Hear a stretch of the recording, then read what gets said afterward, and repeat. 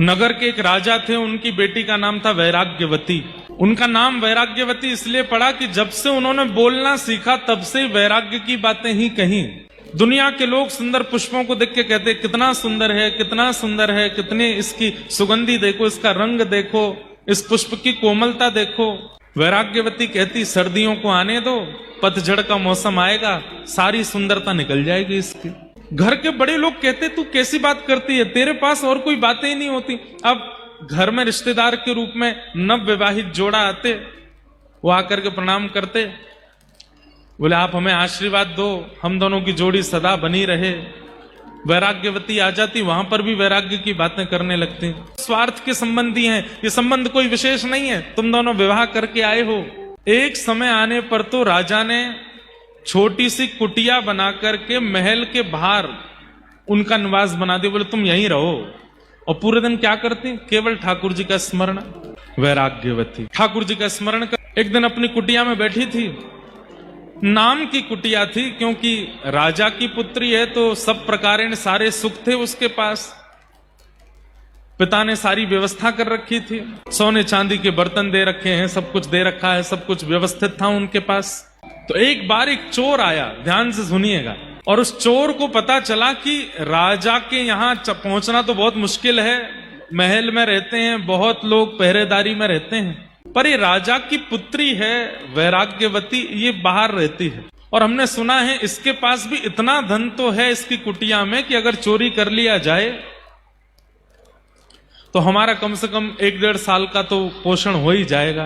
तो वो चोर जैसे ही वैराग्यवती की कुटिया में प्रवेश करने लगा तो वैराग्यवती उस समय ठाकुर जी की पूजा करके कुछ प्रार्थना कर रही थी। तो उसने सुना ये बोल क्या रही है। तो वैराग्यवती बोल रही थी, ठाकुर जी मुझे संसार से वैराग्य हो गया, माता पिता परिवार सबने मुझे दूर कर दिया, आपकी बड़ी कृपा, आपकी कृपा से सब मुझसे दूर हो गए, बस अब मुझे एक की चाह है, आप मत मिलिए मुझे, पर मेरे जीवन में एक सदगुरु भेज दीजिए, जिन गुरु की कृपा से मैं आपको प्राप्त कर सकूं, ऐसे गुरु मेरे जीवन में भेज दीजिए, गुरु कृपा मुझ पर करवा दीजिए। और ठाकुर जी से बस प्रार्थना करती रहती, मुझे गुरु कब मिलेंगे, मेरे सदगुरु कहां होंगे, मेरे गुरु कब कृपा करने के लिए मेरे ऊपर आएंगे। तभी वो चोर पहुंच गया और चोर ने सुन लिया। चोर ने मन में विचार किया, ये गुरु खोज रही है, भेष ही तो बदलना है, मैं बन के चला जाता हूं। धोती पहन करके, झोला टांग करके तुरंत द्वार पर आ गए और द्वार पर आकर के उस वैराग्यवती से कहने लगे, जल मिलेगा, हम बड़े प्यासे हैं, सीताराम जल मिलेगा। वैराग्यवती ने देखा, देख करके बोली, मेरे द्वार पर संत आए हैं। तुरंत जल लेकर के आई और जल ला करके जैसे प्रस्तुत करने लगी तो वो बोला, अरे अरे सुनो, प्यास तो मुझे बहुत लगी है, लेकिन मेरा एक नियम है। क्या? मैं जब तक दीक्षा नहीं दे देता, जब तक अपना शिष्य नहीं बना देता, तब तक उसके हाथ से कुछ पाता नहीं हूं। मैं केवल शिष्यों के हाथ से ही जल पीता हूं, शिष्यों के हाथ से ही प्रसाद पाता हूं। अब प्यास तो मुझे बहुत लगी है, रात्रि का समय, सब सो रहे हैं और तुम्हारे हाथ से पानी पीना है, प्यास तो बहुत लगी, लेकिन बिना शिष्य बनाए कैसे पीऊं। वैराग्यवती बोली, आप प्यासे रहेंगे ये मुझे स्वीकार नहीं, और मैं तो अभी ठाकुर जी से कह ही रही थी कि मुझे गुरु दे दीजिए, और उसी समय आपका आना हुआ है, तो निश्चित है कि आपको ठाकुर जी ने ही भेजा होगा मेरे गुरु रूप में आने के लिए। आप एक काम कीजिए, जल का पात्र बाद में आप पी लीजिएगा, मुझे दीक्षा दे दीजिए। हाँ, ये काम बढ़िया रहेगा, बैठो। और चोर ने अब उसको जो भी आता था मंत्र वंत्र बोलना, जो उसको राम नाम याद था या जो भी नाम याद था, कान में बोल दिया और गले में एक माला पहना दी, तिलक कर दिया, बोले आज से तुम मेरी शिष्या हो, लाओ अब जल पिलाओ। जलपान कर लिया। जलपान करने के बाद में गुरुजी बोले, बेटा अब हमको आगे अपने आश्रम की ओर जाना है और आश्रम का बहुत बड़ा उत्सव आ रहा है, उसकी व्यवस्था भी करनी है। जी गुरुदेव आप आज्ञा करो।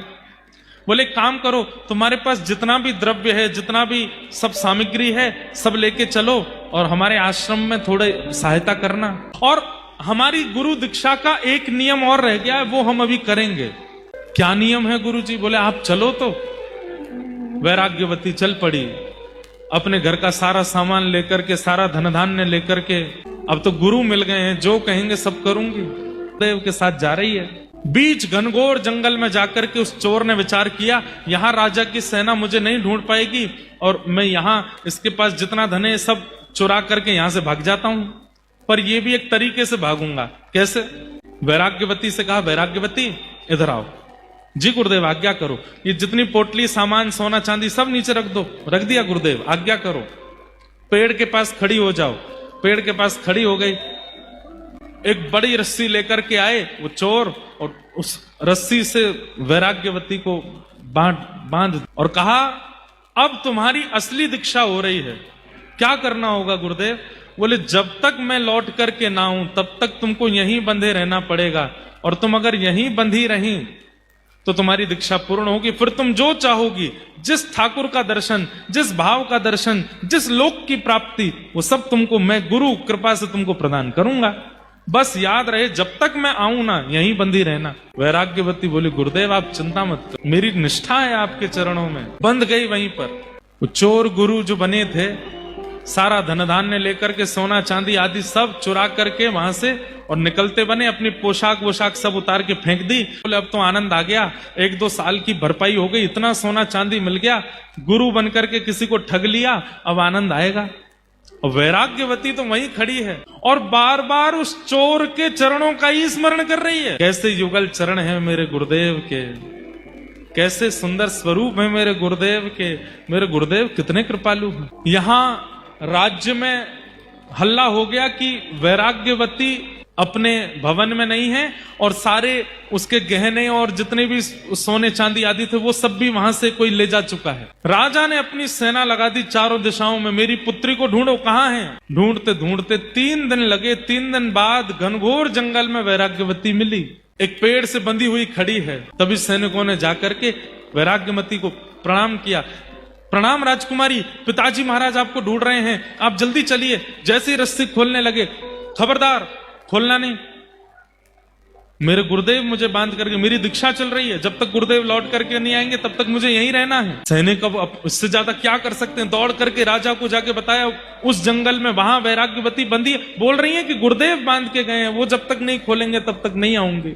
राजा, राजमाता, पूरा परिवार गया। सबने जाकर के कहा, वैराग्यवती चलो यहां से, आगे जाना है घर पर, और तब तक बंधी रहोगी, 3-4 दिन तो तुम्हें हो गए। पिताजी आप तो जानते हैं बचपन से ही मेरा स्वभाव वैराग्य का रहा है, कृपा करके जब तक मेरे गुरुदेव आके ना खोलें तब तक मेरे को स्पर्श मत कीजिएगा। मेरे गुरुदेव ही आकर के रस्सी खोलेंगे तभी मैं यहां से जाऊंगी। राजा बोले, तुम्हारे गुरु कौन है, क्या नाम है, कौन से संप्रदाय के हैं, किस शहर में रहते हैं, कहां उनका आश्रम है, कुछ तो बताओ। वैराग्यवती बोली, ये तो मुझे नहीं पता। वो तुम्हें नहीं पता तो फिर कैसे चलेगा काम? मैंने गुरुदेव से नहीं पूछा, गुरुदेव बताएंगे तो मैं उसकी जानकारी रखूंगी, मैं अपने आप कैसे पूछ सकती हूँ।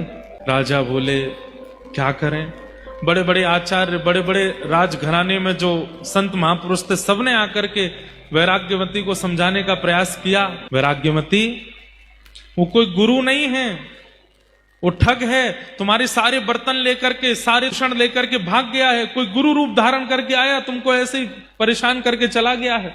वैराग्यवती बोली, कृपा करके मेरे गुरुदेव के बारे में ऐसा मत बोलिए, वो मेरे गुरु हैं, वो चाहे तो मेरा सर्वस्व ले लें, मुझे कोई चिंता नहीं है। अगर आपने मुझे मुक्त करने का प्रयास किया मैं प्राण त्याग दूंगा। चिंता में बैठे तभी अनेक संतों ने नारद जी का स्मरण किया, वहीं बैठ करके यज्ञ किया, नारद जी का आवाहन करना चाहा कि हे नारद जी आप पधारो। हाथ में करताल लेकर के, वीणा लेकर के श्री नारद जी प्रकट हो गए और प्रकट होकर के बोले, कहिए क्या बात है। बोले कि हमारी पुत्री यहाँ पिछले करीब 10-12 दिनों से बंधी हुई है और कह रही है गुरु आके खोलेंगे तो ही मुक्त होंगी। नारद जी महाराज ने जाकर के कहा, पुत्री मैं नारद हूँ, मैं देवदत्ता वीणा लेकर के जगह जगह ठाकुर जी का यश गाता हूँ, मैं नारद हूँ, मैं तुम्हें आज्ञा देता हूँ ये रस्सी खोल दो, माता पिता परेशान हो रहे हैं तुम्हारे, और तुम जिस गुरु के लिए यहां बंधी हुई हो वो गुरु नहीं है, वो कोई और है, वो केवल तुम्हारा धन हरण करने के लिए आए थे।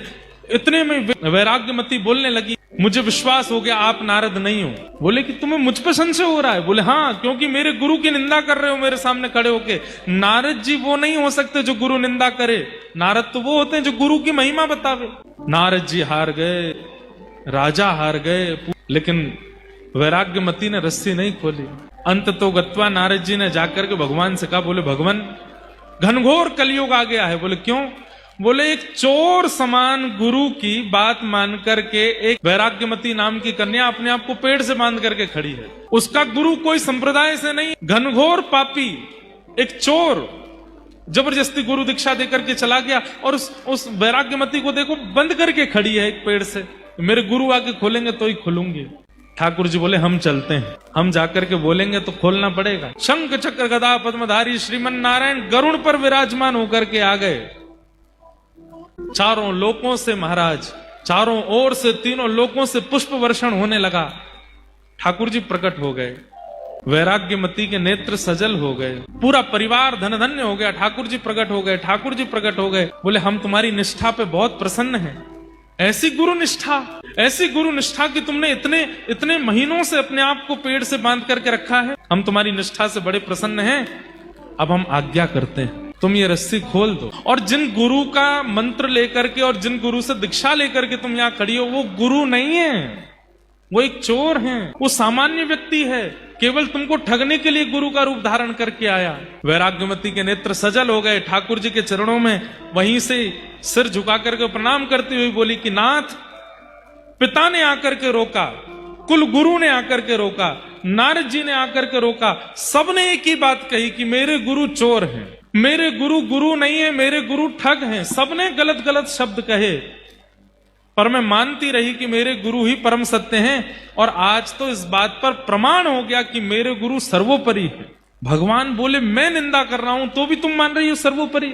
वैराग्यमती कहती है, जिन गुरु के जीवन में आते ही कुल गुरु के पास मुझे नहीं जाना पड़ा, वो यहां आ गए, नारद जी यहां आ गए और अंततो गत्वा ठाकुर जी यहां आ गए, वो गुरु नकली कैसे हो सकते? जिन गुरु की दीक्षा प्रदान करते ही ठाकुर जी को मेरे सामने आना पड़ गया। अरे लोग हजार हजार वर्ष तक तप करते रह जाते हैं, आप उनकी तरफ देखते तक नहीं हो। यहां पर 11 दिन मुझे बंधे हुए पेड़ से और मेरे गुरु बांध करके चले गए और बोल करके गए जब तक मैं ना आऊं तब तक खोलना नहीं। अगर मैंने पहले ही खोल दिया होता तो आज आपके दर्शन होते, नारद जी के दर्शन होते, इतने युग पुरुषों के दर्शन होते। ये मेरी गुरु की वाणी और ये मेरे गुरु की कृपा है। भगवान बोले जय हो, चलो अब हम आज्ञा कर रहे हैं, खोल दो। बोले ना, जब तक गुरु जी नहीं खोलेंगे तब तक नहीं आऊंगा। भगवान ने नारद जी को बोला, हे नारद क्या करो, हनुमान जी को बुलाओ। हनुमान जी आए, हनुमान जी के प्रकट होते ही वैराग्यमती बोली अब तो और विश्वास हो गया कि मेरे गुरुजी, देखो हनुमान जी भी आ गए। अरे हमने इनको अपने काम से बुलाया। बोले किसी भी काम से बुलाया, दर्शन तो मुझे हो रहे हैं ना। अरे हनुमान जी बड़ी दिक्कत आ गई है, तुम एक काम करो। हनुमान जी बोले क्या करना है? इसके गुरुजी खोज के लाओ। हनुमान जी गए, वैराग्यमती अपने गुरु का परिचय दो। बोले परिचय कुछ नहीं पता, बस इतना पता वो मेरे गुरु हैं। कहाँ रहते हैं, क्या नाम है, क्या है, कुछ नहीं। अरे 10 मिनट पहले दीक्षा हुई, 10 मिनट बाद गुरुजी बांध के चले गए, मुझे कुछ नहीं पता उनके बारे में। और देखो इतनी कम जानकारी होते हुए भी कैसी गुरु कृपा हुई मेरे ऊपर। भगवान से हनुमान जी बोले क्या करना है भगवान? ये तो बावली है गुरु के पीछे। हनुमान जी इसके गुरु को खोजना है और वास्तविक में वो सिद्धियों से ही पता चलेगा इसके गुरु कहाँ हैं। तो आप अपनी अष्ट सिद्धियों को प्रकट करके थोड़ा विचार कीजिए, ढूंढिए कि इसके गुरु कहाँ हैं। हनुमान जी ने अपनी नवनिधि अष्ट सिद्धियों को प्रकट किया और अपने मंत्र शक्ति से ढूंढा। तो ढूंढते अरे राम राम राम राम, क्या हुआ? बोले पास के राज्य में एक नगर सेठ है, उसके यहाँ पर चोरी कर रहे हैं इसके गुरुजी। बोले वही हैं इसके गुरुजी, लेके आओ। बोले चोर गुरुजी हैं? बोले हाँ। इतने में ही हनुमान जी महाराज तो अंतर ध्यान हुए, गदा लेकर के तुरंत प्रकट हो गए। गुरुजी यहाँ तिजोरी में से सामान निकाल रहे थे। पीछे मुड़ करके देखा तो पवन पुत्र हनुमान। हनुमान जी को देख करके गुरुजी, हे भगवान आप कैसे आ गए? हनुमान जी बोले चलो हमारे साथ, तुमको ले जाने आए हैं।